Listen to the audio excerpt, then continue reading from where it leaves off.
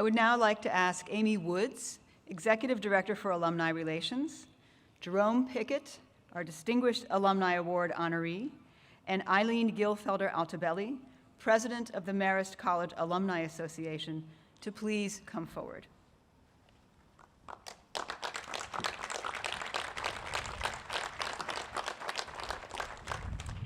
Ms. Woods will read the citation honoring Jerome Pickett, and the Distinguished Alumni Medal will be placed by Ms. Altobelli.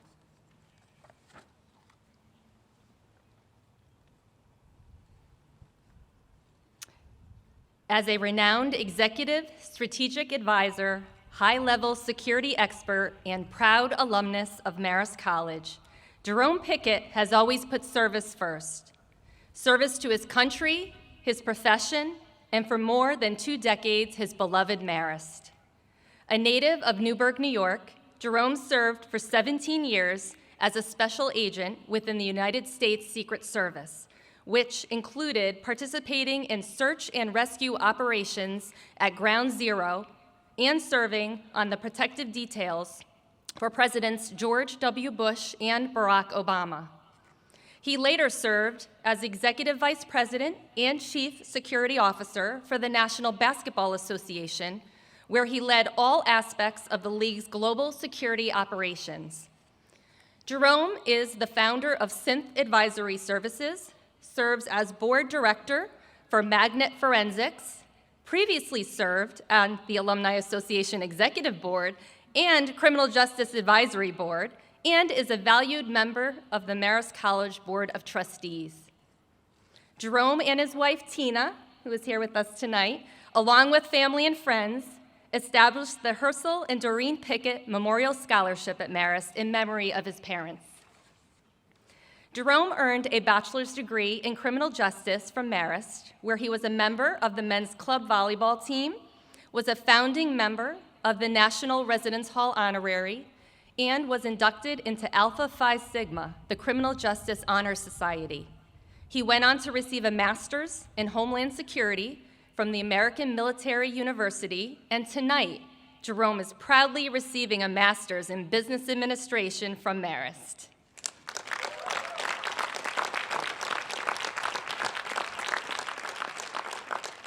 He has been named an industry leader under 40 by Spectator Sports Safety and Security, a power player in sports facility technology by the Sports Business Journal, and Investigator of the Year by the Federal Law Enforcement Association. In recognition of these achievements, and for your embodiment of the principles of the college, the Marist College Alumni Association confers upon you the Distinguished Alumni Medal, presented to individuals who exemplify the college's ideals: excellence in education, a sense of community, and a commitment to service.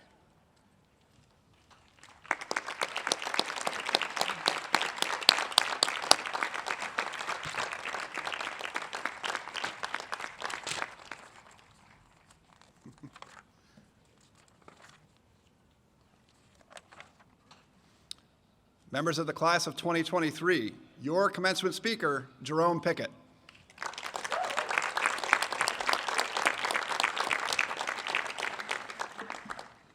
Ladies and gentlemen, let's please give it up for Amy Woods. Amy and I go back quite a ways, over 25 years, in fact. She's an incredible ambassador for Marist College, and we're lucky to have you leading alumni relations. Everyone, lock in her phone number. President Weinman, President Emeritus Murray, Provost Kodat, fellow trustees, deans and faculty, friends and family, and most importantly, my fellow graduates. It is my absolute joy and privilege to speak to you all today. And coming from Florida, I take full credit for this incredible weather that we're having. I'd like to thank everyone involved in selecting me to receive this very prestigious award. This is truly special to me, and to think I would have been completely satisfied with a Marist t-shirt and hat. So I think I got the better end of this deal. So The first order of business is to acknowledge the academic honor pledge and verify that ChatGPT did not write this speech. I mean, really? ChatGPT? Where was that when I was going through this program 4 years ago? It's like all the good things happen after we put in all the work. Too soon? Too soon? Okay. So, the reason that I asked you all to come here today is, all right, I got a couple laughs from that joke. But really, honestly, that joke is usually a lot better in an elevator full of strangers. Today is a special day for all of us here. Everyone here has a story of why they put in the work, culminating in the extraordinary night. Some decided to strike while the iron is hot after completing undergrad. Others have come to build new skills in support of a promotion or a shifting job market. Some have decided to be an example for their families by proving they could work a full-time job, take care of a family, and earn a degree. And there are those like me who just have the love of the game, are intellectually curious, and don't mind putting themselves through structured education. And in my case, over 4 years, due to helping a global organization lead through a pandemic while living several months in an actual bubble. My decision to pursue an MBA at Marist is rooted in 25 years of gratitude for this institution. There is a saying, which I firmly believe, which is, life happens when you're busy making other plans.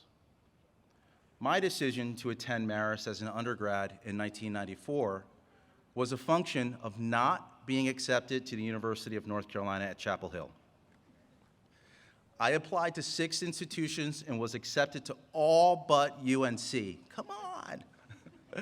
I thought that since Marist was close, because I'm from Newburgh, I'll attend for a year and then transfer. I started my undergrad as a commuter and then moved on campus the following semester.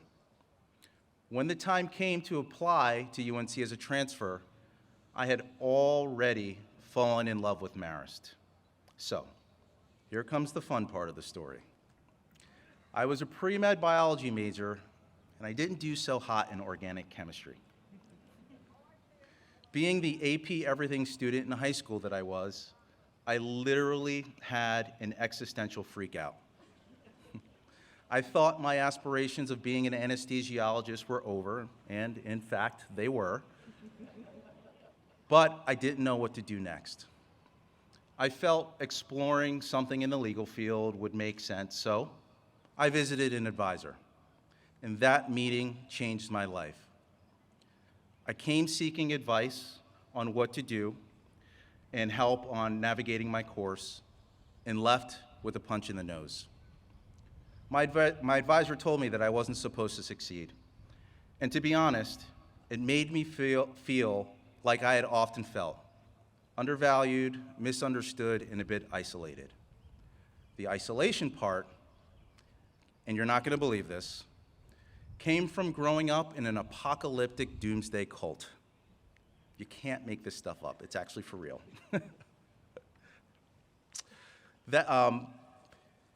But there is a happy ending here. That situation and many others that I experienced in my life strengthened my resolve and gave me focus. It was exactly what I needed. I dedicated myself to achieving excellence and offering allyship and helping others navigate treacherous pathways. The result? I was one of the youngest special agents hired by the U.S. Secret Service. I spent 17 years traveling the world to protect the most powerful people on the planet. I received numerous awards during my time in government, including Investigator of the Year for arresting an individual for attempting to steal $82 million, as well as the identities of 318 of the 400 wealthiest individuals in America. I received an award from the Attorney General of Virginia for a computer forensic examination I performed, which led to the successful prosecution of an individual who abused an innocent child and was sentenced to 111 years in prison. And I received the Secret Service Medal of Valor for actions during the terror attack on 9/11, which is the highest honor bestowed by the Secret Service. Thank you. The next stop in my career was the role of Executive Vice President and Chief Security Officer of the National Basketball Association. In this role, I was responsible for the safety and security of 5 leagues, 7 international youth training academies, 14 global offices, 85 venues, 600 international events every year, 55,000 matrixed employees, and over 22 million fans who attend NBA games every year, and the U.S. men's and women's Olympic basketball teams. I ushered the deployment of innovative technologies and sound security practices across professional sports and entertainment. The year before COVID pandemic, I began the MBA program here. And it was important to me to come back here to pursue this degree, and I'll come back to that in a moment. I served 6 years in this role at the MBA, and most people would have been content to stay there until they retired. Still, I decided to further developing my professional skills by making a move to technology, leading the sports and entertainment business for Clear, which is the biometric identity company. Throughout my life, I have always challenged myself to take on the roles and projects most people shy away from. I'm that guy that runs at gunfire instead of away from it.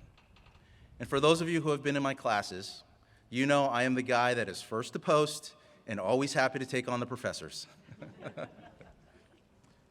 You all know this, of course, but the principles established by the Marist brothers are excellence in education, a sense of community, and a commitment to service. For now, I'm going to talk a little bit about commitment to service. Exercising this principle became most real for me over the past 2 years. With the encouragement and support of my beautiful wife, Tina, who is here today, we relocated our family to Florida and took on full-time caretaking for my dad.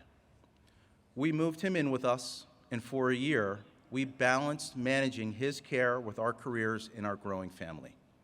14 falls, 5 hospitalizations, and then home hospice care.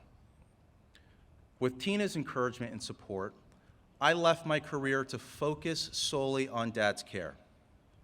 3 months later, he passed, surrounded by family and filled with dignity.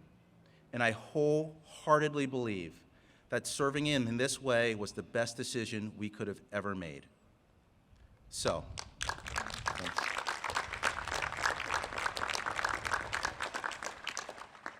So, what does this all have to do with Marist College? Marist is the institution that developed the person I am today. Throughout my 4 years as an undergraduate, I fully embraced the Marist community, and the Marist community fully embraced me. I remain connected and involved with Marist throughout my professional careers. Whenever I would return to campus, I would occasionally take over teaching a criminal justice class. I was the guy who gave students lotto scratch-off tickets for participation in class. Is that even allowed? I don't know. I would attend Marist events with alums and participate in recruiting efforts for the Office of Admissions. Like Eileen, I served on the Alumni Executive Board, and I am now in my 3rd term serving on a board of trustees.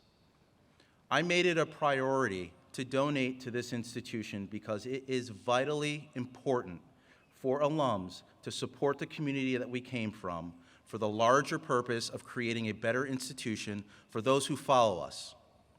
In fact, I can remember the first call that I received from a nervous Marist College student on behalf of the Marist Fund. The student asked if I would be willing to donate $100.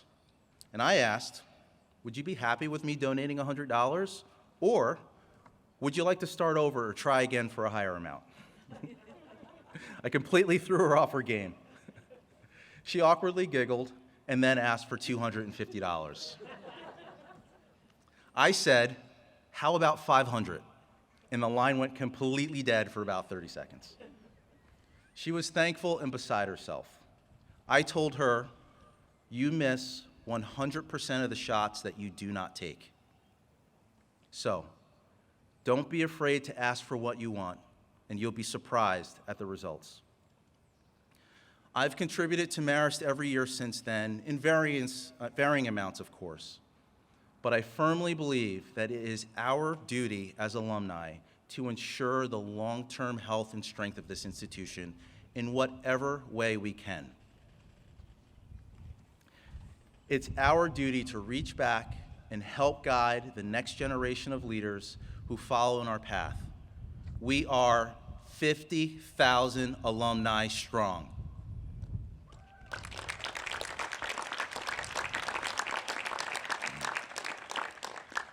I'd like to share some lessons I learned that have helped me develop my leadership style and also promoted advancement throughout my career. And I hope that they're also useful to you. The first lesson is under-promise and over-deliver. Whatever is expected from you in any role, you should always endeavor to over-index and outperform everyone's expectations. I put this into practice early as an intern for the U.S. Secret Service, where I spent a significant amount of time over many weeks at the photocopier. Let's give it up to all you photocopiers out there. Instead of sulking and complaining that my talents were wasted as an intern, I made photocopying a competition. And I was rocking and jamming every day I came into that office. I would race myself to try to beat my record from photocopying the day before. And this behavior caught fire and made all of the crusty agents compete with each other to invite me into their work. I had turned the mundane into excitement, and I swear, everyone thought I was insane, but I was offered a full-time job shortly after that. Get yourself noticed. It works. The second is assume positive intent. Without information or context, it is easy to mistake someone's motivations and intentions.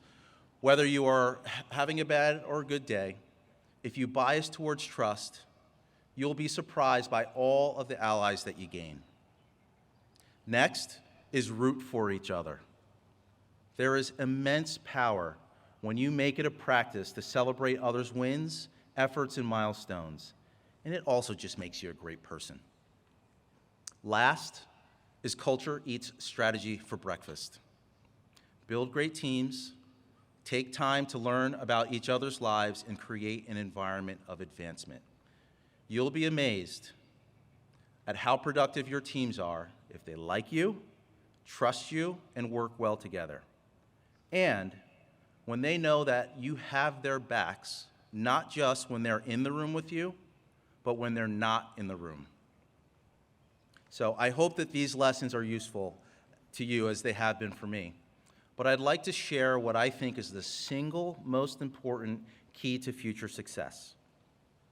Every person you meet, every interaction you have, you should treat it like a job interview. You are always interviewing. You never know when an interaction will pay off years down the road, and as a hiring manager, this is always top of mind for me. I've had countless situations where a person that I either know or I've just met will ask me to recommend them for a job or to hire them on my team.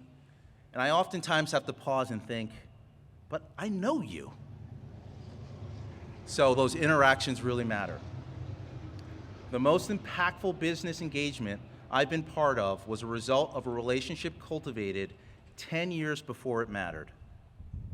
I was invited to join a company's board of directors, which resulted in me being part of the company's initial public offering and later being one of 2 negotiators when the company was up for sale and sold for $1.8 billion. I would have never been in that situation if I had not treated every engagement with both the founder and the CEO of the company many years before I even knew it mattered, as though those interactions would lead to this opportunity. They all matter. So now, I've probably overstayed my welcome a bit, so I'll wrap up with a very important announcement. I am a firm believer in leading by example, And I talked a little bit about what I believe is our responsibility as Marist grads to support this beloved institution and the next generation of alums who will follow in our steps. I encourage you all to contribute to this institution. Start small and let it grow into a regular behavior. Over time, your ability to give will grow with your career, your family, and the number of reunions that pass. My family started an endowed scholarship several years ago to support students pursuing studies in the medical field in honor of my parents. It's been extremely rewarding meeting the students who have benefited from our scholarship, like Sebastian Pintado, whom we met with today. Today, I'd like to announce that my wife and I will be donating $150,000 and naming the amazing mock courtroom in the new Dyson Center.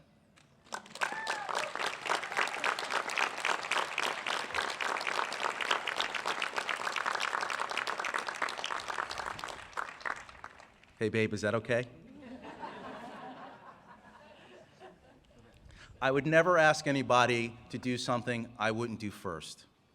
I encourage you all to contribute to Marist's future, whether monetarily, through volunteering for boards or committees, or recruitment. This is a fantastic institution to whom I owe my success, and I am thrilled to have shared this unforgettable day with you all. Congratulations, best of luck in your careers, and let's help Marist improve the world through education.